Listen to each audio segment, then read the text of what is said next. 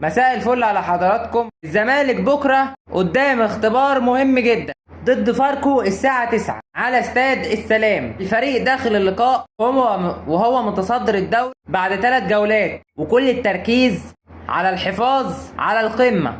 يانيك فيريرا درس فاركو كويس جدا خلال تسجيل المباريات وبيجهز تكليفات خاصة للعيبة. عندنا شوية أخبار حلوة. أحمد ربيع رجع التدريبات بعد غياب طويل. أحمد فتوح أخيرا جاهز وهيشارك كبديل في جزء من المباراة، وفي جلسة خاصة بين فيريرا وناصر منسي لرفع معنوياته وتحفيزه عشان يرجع لمستواه الطبيعي. نخش بقى على ملف الأهلي وغزل المحلة. الأهلي النهاردة عنده مباراة صعبة مع غزل المحلة، إن الفوارق ضخمة جدا في القيمة التسويقية.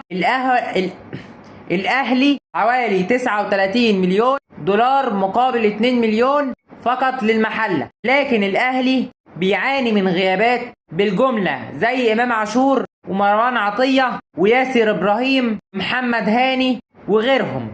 الغيابات دي ممكن تفتح للمحلة إنه يطلع بنتيجة إيجابية. نروح لملف ألفينا، نروح للزمالك تاني. ألفينا يا جماعة لسه جديد، لكنه كالعادة بدأت الشائعات من تاني. عنده عرض إماراتي ومش مرتاح في الزمالك وعنده مشاكل مع زملائه. حقيقة إن دي لعبة معروفة للضغط على الزمالك والتأثير على اللعيبة. مطلوب من الإدارة دلوقتي المفروض إن تدعم ألفينا وتوضح له الصورة عشان يركز بس في الملعب، لأنه مع عبد القادر الموسم اللي جاي ممكن يعملوا نقلة كبيرة الزمالك فنيا. ما تنساش اللايك والاشتراك وتفعيل زر الجرس عشان يوصلك كل جديد. والسلام عليكم ورحمة الله وبركاته.